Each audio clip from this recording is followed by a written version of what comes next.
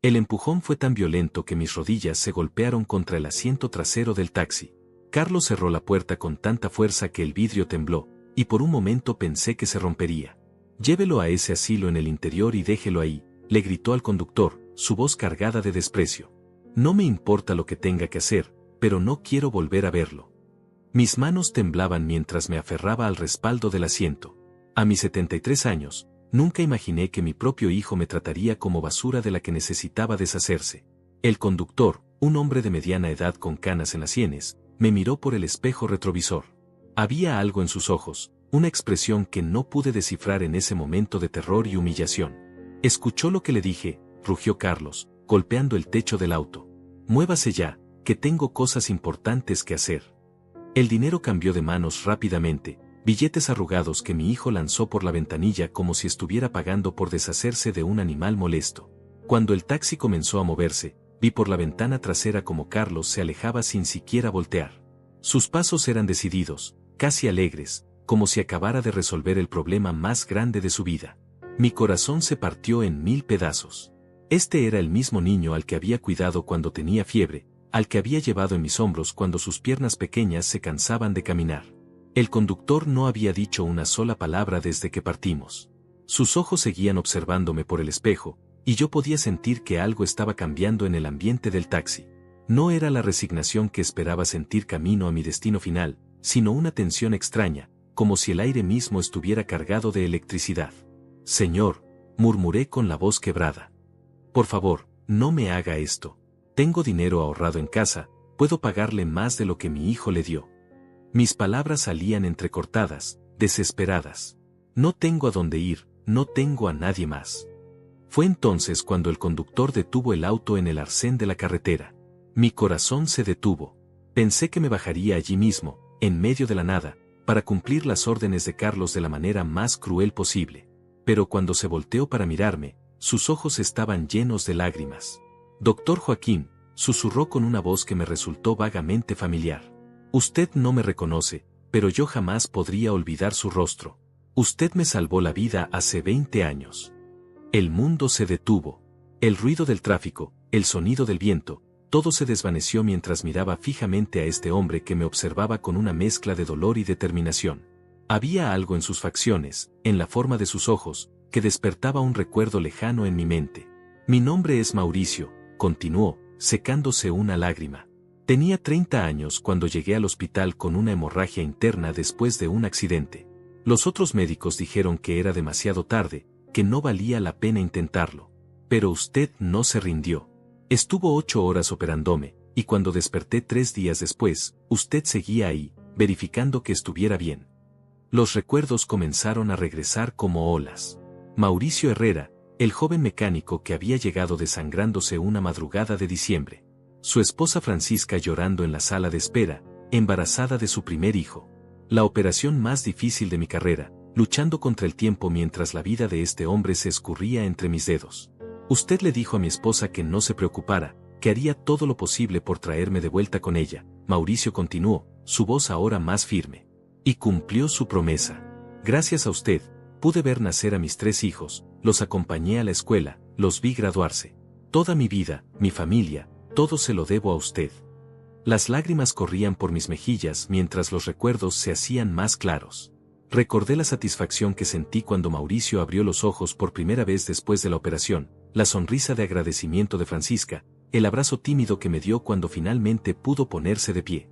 «Doctor», dijo Mauricio, girándose completamente hacia mí. «Su hijo no sabe con quién se metió. Y yo le juro por la vida que usted me devolvió, que no voy a permitir que lo lastimen de esta manera. Ni él ni nadie».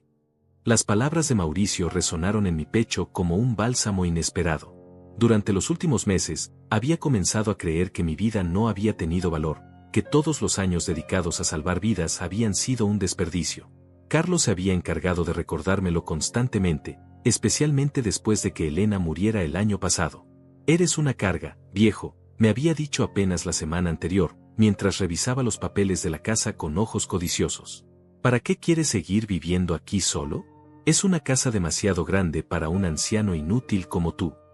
Sus palabras habían sido como dagas, pero lo que más me dolía era la frialdad con la que las pronunciaba, como si estuviera hablando de un mueble viejo que había que tirar. Mauricio encendió el motor nuevamente, pero en lugar de continuar hacia el interior, tomó el camino de regreso a la ciudad. Vamos a su casa, doctor. Necesitamos hablar con calma y planear qué vamos a hacer con su hijo. Su determinación me tranquilizó y me asustó a la vez.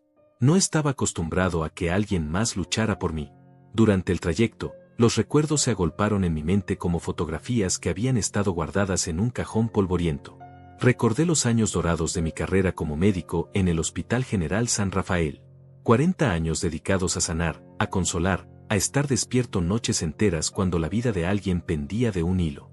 Elena siempre me reprochaba cariñosamente que amara más a mis pacientes que a mi propia familia, pero ella entendía. Ella sabía que cada vida salvada era una victoria contra la injusticia del mundo. Carlos había crecido en medio de esa vorágine. Cuando era pequeño, solía esperarme despierto para que le contara sobre mi día en el hospital. Sus ojos brillaban cuando le describía cómo había ayudado a nacer a un bebé o cómo había curado a un niño enfermo. Cuando sea grande, quiero ser médico como tú, papá, me decía abrazándome fuerte. Pero algo cambió cuando llegó a la adolescencia. ¿Por qué trabajas tanto si casi no ganamos dinero?, me preguntó un día, con apenas 15 años. El papá de Emiliano tiene una empresa y tienen casa en la playa, auto nuevo, viajes al extranjero. Nosotros vivimos como pobres. Esa fue la primera grieta en nuestra relación. Intenté explicarle que la medicina no se trataba de dinero, sino de servicio, de propósito, de dejar el mundo un poco mejor de cómo lo encontramos. Pero Carlos ya había decidido que su padre era un fracasado. La universidad fue peor. Estudió administración de empresas, pero no para construir algo noble, sino para hacer dinero de verdad, como él decía. Se avergonzaba de presentarme a sus amigos. Mi padre es médico, decía con desdén, como si fuera una profesión menor. Cuando se graduó, intenté ofrecerle que trabajara conmigo administrando mi pequeña clínica privada, pero se rió en mi cara. ¿Crees que voy a desperdiciar mi vida cuidando viejitos y cambiando pañales?, me dijo con crueldad. Yo tengo planes más grandes que eso, papá. Planes que tú nunca entenderías porque siempre has sido conformista. Esas palabras me dolieron más que cualquier diagnóstico médico que hubiera recibido. Elena trataba de mediar entre nosotros, pero Carlos cada vez venía menos a casa. Solo aparecía cuando necesitaba dinero o cuando tenía problemas. Su primer negocio fracasó, y vino llorando pidiendo ayuda. Hipotequé la clínica para darle el dinero que necesitaba. Es tu hijo, me dijo Elena cuando dudé por un momento. La familia siempre se apoya, sin importar qué. Nunca me pagó de vuelta. Su segundo negocio también quebró, y nuevamente acudió a nosotros. Esta vez vendimos el auto de Elena y algunos muebles antiguos que habíamos heredado de sus padres. Es la última vez, papá. Te prometo que esta vez va a funcionar, me juró con lágrimas en los ojos. Pero sus lágrimas eran falsas, y yo fui demasiado ciego para verlo. Cuando Elena se enfermó de cáncer, Carlos desapareció completamente. No puedo ver a mamá así, me dijo por teléfono. Es demasiado doloroso para mí. Pero yo sabía la verdad, no quería enfrentar la posibilidad de que Elena muriera antes que yo, porque eso significaría que tendría que cuidarme solo a mí. Durante los últimos 8 meses de vida de Elena, fui yo quien la cuidó. Cambié mi horario en el hospital, contraté enfermeras, adapté la casa para que estuviera cómoda. Carlos venía una vez por mes, siempre con prisa, siempre con una excusa para irse pronto. Tienes que entender que tengo mi propia vida, papá, me decía cuando le reprochaba su ausencia. El día que Elena murió, Carlos llegó 2 horas después. No para consolarme, sino para preguntar por el testamento. Mamá me dijo que me iba a dejar algunas cosas, fue lo primero que salió de su boca mientras yo aún tenía los ojos rojos de llorar. Esa noche entendí que había perdido no solo a mi esposa, sino también a mi hijo. El Carlos que conocí había muerto años atrás, reemplazado por este extraño codicioso y sin corazón. Doctor, la voz de Mauricio me sacó de mis recuerdos dolorosos. Ya llegamos a su casa. Pero antes de bajar, necesito que me cuente exactamente qué ha estado pasando con Carlos. Necesito entender toda la situación para poder ayudarlo como se merece. Miré mi casa, el lugar donde había sido feliz con Elena durante tantos años, y que ahora se había convertido en mi prisión.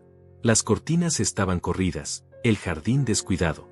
Todo reflejaba la soledad y el abandono en el que había estado viviendo desde que mi esposa partió. Mauricio, le dije, sintiendo que podía confiar en este hombre que la vida había puesto en mi camino. Lo que está pasando es mucho peor de lo que usted puede imaginar. Carlos no solo quería abandonarme en ese asilo. Ha estado planeando algo mucho más terrible, y creo que hoy era solo el primer paso. Mauricio apagó el motor y me miró con una intensidad que no había visto desde mis días en el quirófano. Cuénteme todo, doctor. Desde el principio. Necesito conocer cada detalle para poder ayudarlo. Su voz tenía esa firmeza que solo desarrollan los hombres que han estado cerca de la muerte y han aprendido a valorar cada momento de vida. Bajamos del taxi y entramos a mi casa.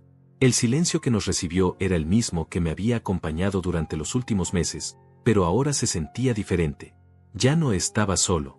Mauricio observó todo con ojos de detective, los marcos de fotos volteados, los espacios vacíos en las repisas donde antes había objetos valiosos, el polvo acumulado en lugares que Elena siempre mantenía impecables. Carlos comenzó a cambiar las cosas después del funeral, le expliqué mientras preparaba café con manos temblorosas. Al principio pensé que era su manera de procesar el dolor. Elena había sido muy organizada, y él decía que necesitaba modernizar la casa para que fuera más práctica para mí. Pero luego me di cuenta de que no estaba organizando, sino inventariando. Me senté frente a Mauricio en la mesa de la cocina, la misma donde Elena y yo habíamos desayunado durante 35 años. Una noche lo encontré revisando los papeles de la casa en el estudio. Tenía una carpeta gruesa con documentos que no reconocía al principio. Cuando le pregunté qué estaba haciendo, se puso nervioso y me dijo que estaba ayudándome con el papeleo porque yo ya estaba muy viejo para entender esas cosas. Mauricio asintió gravemente, tomando notas mentales de cada palabra. ¿Qué tipo de documentos eran? Esa es la parte que más me duele, continué, sintiendo como la rabia comenzaba a reemplazar al dolor. Había contactado a un abogado sin decirme nada. Un tal Miguel Sandoval, especialista en casos de incapacidad mental por vejez. Carlos le había dicho que yo estaba perdiendo la memoria, que ya no podía cuidar de mí mismo, que era peligroso dejarme vivir solo. La expresión de Mauricio se endureció. En sus ojos pude ver la misma determinación que había visto 20 años atrás, cuando luchaba por su vida en esa cama de hospital. ¿Tiene pruebas de esto, doctor? Tengo algo mejor, le dije, levantándome para buscar los documentos que había logrado rescatar. Encontré las copias que Carlos creía haber escondido bien. Pero he pasado 40 años organizando historiales médicos, y sé reconocer un expediente cuando lo veo. Le mostré los papeles que había encontrado escondidos debajo de un cajón del escritorio. Mauricio los leyó con creciente indignación. Eran informes médicos falsos, testimonios de vecinos que supuestamente habían visto comportamientos extraños de mi parte, incluso fotografías de la casa en desorden que Carlos había tomado después de revolver deliberadamente mis cosas. Este hijo de su madre, murmuró Mauricio, y luego se disculpó por la expresión. Perdón, doctor, pero esto me hierve la sangre. ¿Cómo puede un hijo hacerle esto a su propio padre? Hay más, continué, sintiendo como la verdad comenzaba a liberarme. La semana pasada escuché una conversación telefónica que no debía haber escuchado. Carlos estaba hablando con alguien sobre los tiempos del proceso legal. Decía que una vez que me declararan incapaz, tendría poder legal sobre todas mis propiedades y cuentas bancarias. Mencionó específicamente que el asilo del interior era perfecto porque estaba lejos y tenía mala reputación, que nadie haría preguntas si algo me pasaba. Mauricio se puso de pie bruscamente, caminando de un lado a otro como un león enjaulado. Doctor, lo que me está describiendo no es solo abandono de adulto mayor. Es un plan premeditado de despojo y posiblemente algo peor. Su hijo estaba planeando hacerlo desaparecer. Lo sé, susurré, sintiendo el peso de esas palabras. Por eso cuando me empujó al taxi hoy, pensé que todo había terminado. Creí que finalmente había ganado, que iba a morir abandonado en algún lugar horrible, y que él se quedaría con todo lo que Elena y yo construimos durante toda una vida de trabajo honesto. Pero aquí estamos, dijo Mauricio, deteniéndose frente a mí. Y Carlos no sabe que cometió el error más grande de su miserable vida al elegir mi taxi. Doctor, usted me dio una segunda oportunidad de vivir, y ahora es mi turno de devolverle el favor. Pero necesitamos ser inteligentes. Su hijo es un criminal, pero es un criminal con contactos legales y un plan bien estructurado. ¿Qué sugiere que hagamos?, le pregunté, sintiendo por primera vez en meses que tenía una oportunidad de luchar. Mauricio sonrió, y en esa sonrisa vi al mismo hombre determinado que había luchado por su vida en mi mesa de operaciones. Vamos a darle a Carlos exactamente lo que se merece. Pero primero, necesitamos reunir más evidencia y conseguir algunos aliados. ¿Tiene algún vecino de confianza? ¿Alguien que haya sido testigo de cómo Carlos lo ha tratado? Francisca, respondí inmediatamente. Francisca Morales, mi vecina de al lado. Ella era muy amiga de Elena, y ha estado preocupada por mí desde el funeral. Ha visto cómo Carlos viene solo a gritar y a llevarse cosas de la casa. Incluso me ofreció quedarme en su casa si alguna vez me sentía inseguro. Perfecto, dijo Mauricio. ¿Y conoce algún abogado honesto? Alguien que no esté en el bolsillo de su hijo. Pensé por un momento. Miguel Torres, un viejo compañero de la universidad. Se especializó en derecho de familia y siempre fue un hombre íntegro. Atendió el testamento de Elena y conoce bien nuestra situación económica. Podría ayudarnos a entender qué opciones legales tenemos. Excelente, Mauricio se frotó las manos. Doctor, vamos a construir un caso sólido contra Carlos. Pero más importante aún, vamos a asegurarnos de que cuando todo esto termine, él nunca más pueda lastimar a nadie de la manera que intentó lastimarlo a usted. En ese momento, mi teléfono sonó. La pantalla mostraba el nombre que menos quería ver, Carlos. Mauricio y yo nos miramos, y él asintió, indicándome que contestara pero que pusiera el altavoz. ¿Papá? La voz de Carlos sonaba falsamente preocupada. ¿Cómo estás? Espero que hayas llegado bien al asilo. Sé que al principio puede ser difícil adaptarse a un lugar nuevo, pero ya verás que es lo mejor para ti. El doctor me dijo que tienes algunos episodios de confusión, y allí van a poder cuidarte mejor de lo que yo podía en casa. Mauricio apretó los puños, pero me hizo una seña para que mantuviera la calma y siguiera el juego. La trampa estaba funcionando perfectamente. Carlos estaba confesando su plan por teléfono, sin saber que cada palabra estaba siendo grabada por el dispositivo que Mauricio había activado silenciosamente. Carlos, logré decir con voz temblorosa, yo no quiero estar aquí. Por favor, ven por mí. Podemos arreglar las cosas, podemos hablar. No, papá, su voz se endureció. Ya tomé la decisión. Es lo mejor para todos. Yo voy a cuidar la casa mientras tú estás allá, y cuando las cosas se arreglen legalmente, podremos ver si hay otras opciones. Pero por ahora, necesitas quedarte ahí y portarte bien. Ah, y no llames a los vecinos ni causes problemas, porque eso solo va a empeorar tu situación. La llamada terminó, y el silencio llenó la cocina. Mauricio me miró con una mezcla de admiración y furia. Doctor, su hijo acaba de darnos todo lo que necesitábamos. Ahora sí vamos a poder destruirlo completamente. La grabación de la llamada telefónica había sido como encontrar la pieza final de un rompecabezas macabro. Mauricio guardó su teléfono con una sonrisa que mezclaba satisfacción y sed de justicia. Con esto tenemos suficiente para empezar, doctor. Pero necesitamos más. Carlos cree que usted está indefenso en ese asilo, así que va a actuar con más descaro. Eso va a ser su perdición. Durante las siguientes 2 horas, desarrollamos un plan que habría hecho sentir orgullosa a Elena por su meticulosidad. Primero, contactamos a Francisca. Mi vecina llegó en menos de 10 minutos, con los ojos rojos de haber estado llorando.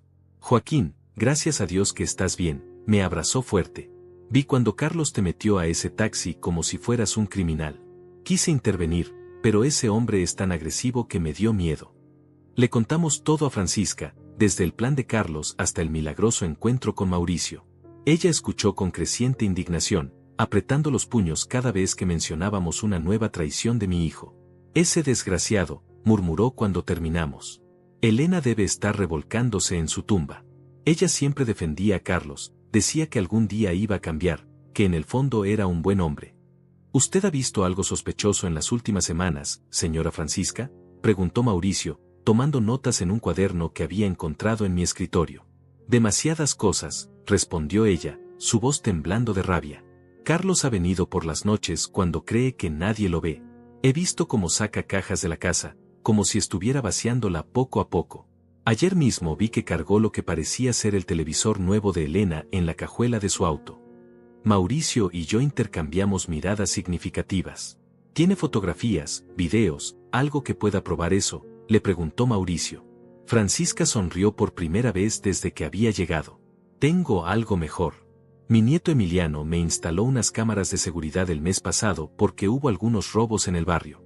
Una de esas cámaras apunta directamente hacia la entrada de la casa de Joaquín. Tengo grabaciones de todo. Era como si el universo finalmente hubiera decidido ponerse de nuestro lado. Fuimos a casa de Francisca y revisamos las grabaciones de las últimas 3 semanas. Lo que vimos me revolvió el estómago, pero al mismo tiempo me llenó de una determinación que no había sentido en años. Carlos no solo había estado robando mis pertenencias, había estado planeando meticulosamente mi desaparición. En las grabaciones podíamos verlo llegar con diferentes personas, un hombre mayor que parecía ser un tasador, una mujer con portapapeles que fotografiaba el exterior de la casa, incluso un sujeto que claramente estaba midiendo las habitaciones desde las ventanas. Carlos estaba catalogando todo como si fuera un inventario de bienes a liquidar. Pero la grabación más perturbadora era de 3 días atrás. Carlos había llegado con el mismo abogado que mencionaba en los documentos falsos, Miguel Sandoval. Los vimos hablando en el jardín delantero, señalando hacia las ventanas de mi habitación. Aunque no podíamos escuchar la conversación, sus gestos eran claros, estaban planeando cada detalle de mi desaparición. Esto es suficiente evidencia para enterrar a Carlos legalmente, dijo Mauricio, pero su expresión mostraba que tenía algo más en mente. Sin embargo, doctor, creo que necesitamos algo más contundente. Algo que no solo lo castigue legalmente, sino que lo marque socialmente para el resto de su vida. ¿Qué está pensando?, le pregunté, aunque por su expresión ya intuía que su plan iba más allá de una simple denuncia. Carlos cree que usted está en el asilo, ¿verdad? Eso significa que probablemente va a regresar esta noche para seguir saqueando la casa. ¿Qué tal si le preparamos una sorpresa que nunca va a olvidar? Francisca se adelantó a mis pensamientos. Podríamos grabar todo. Tener evidencia en video de Carlos robando la casa mientras cree que su padre está abandonado en un asilo. Eso sería devastador para él. Es una buena idea, agregué, sintiendo como la adrenalina comenzaba a correr por mis venas como en mis mejores días en el quirófano. Pero hay algo que me preocupa. Carlos no es tonto. Si ve luces encendidas o movimiento en la casa, va a sospechar.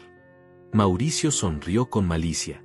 Por eso vamos a darle exactamente lo que espera ver, una casa vacía y abandonada. Pero vamos a estar esperándolo desde adentro. Y cuando entre a robar, va a llevarse la sorpresa de su vida. Pasamos el resto de la tarde preparando la trampa. Contactamos a Miguel Torres, mi viejo amigo abogado, quien se mostró horrorizado cuando le contamos la situación. Joaquín, esto es intento de fraude, abandono de adulto mayor y probablemente conspiración criminal.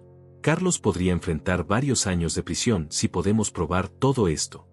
Miguel nos ayudó a entender nuestros derechos legales y nos aseguró que las grabaciones que habíamos obtenido eran admisibles en corte. También nos explicó que si lográbamos grabar a Carlos en el acto de robar la casa, tendríamos un caso hermético que ningún abogado corrupto podría defender.